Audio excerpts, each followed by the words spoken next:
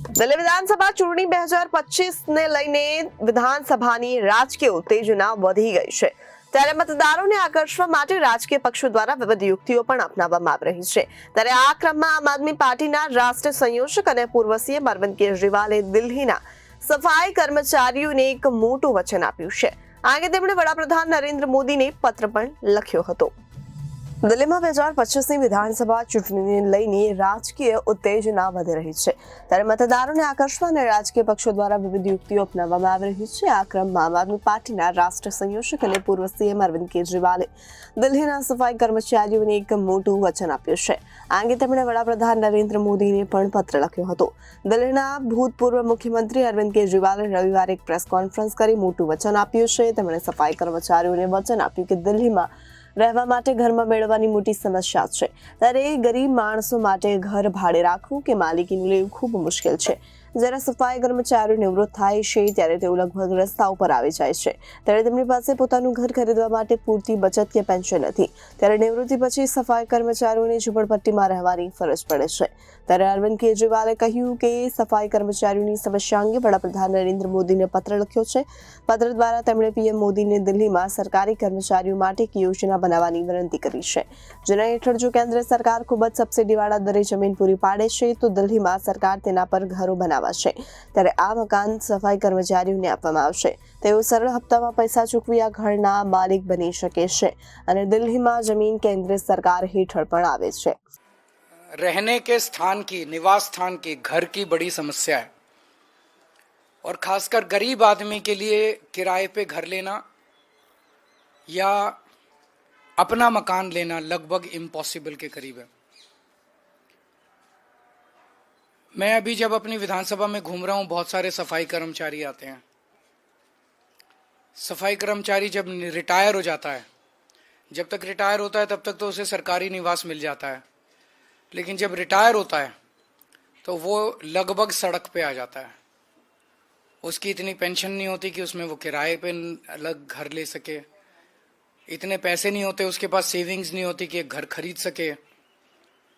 मैंने कई ऐसे सफाई कर्मचारियों को देखा है जो रिटायरमेंट के बाद झुग्गी में अपना जीवन जीने के लिए, और झुग्गी भी आसान नहीं है बनानी, झुग्गी में अपना जीवन निर्वाह करने के लिए मजबूर हुए हैं। तो आज मैंने प्रधानमंत्री जी को एक खत लिखा है, उसकी एक कॉपी आप लोगों को दे रहे हैं कि दिल्ली के अंदर सरकारी कर्मचारियों के लिए योजना बनाई जाए, स्कीम बनाई जाए, जिसके तहत, क्योंकि दिल्ली में लैंड जो है वो केंद्र सरकार के अधीन आती है, तो अगर सब्सिडाइज्ड, हाईली सब्सिडाइज्ड रेट पे केंद्र सरकार लैंड दे दे तो उस पर दिल्ली सरकार मकान बनवा देगी और आसान किश्तों के अंदर सरकारी कर्मचारी वो उसका पैसा भुगतान करके उसके मालिक बन सकते हैं, उन घरों के मालिक बन सकते हैं। तो मैंने आज उनसे निवेदन किया है कि इसकी शुरुआत हम सभी सफाई कर्मचारियों से कर सकते हैं। इस योजना की एनडीएमसी के सफाई कर्मचारी हैं और नगर निगम के सफाई कर्मचारी हैं, और एनडीएमसी के और दिल्ली नगर निगम के जो सफाई कर्मचारी हैं, इन लोगों से इस योजना की शुरुआत की जाए, जिसके तहत केंद्र सरकार जमीन दे, दिल्ली सरकार उस पर घर बनवा दे, और सभी सफाई कर्मचारी आखिरी के अपने कुछ सालों में अपनी तनख्वाह में से उसकी किश्तें कटवा के, और जब तक रिटायर हों तो रिटायरमेंट में उनके लिए एक सम्मानजनक जीवन जीने के लिए घर उन लोगों को मिल जाए।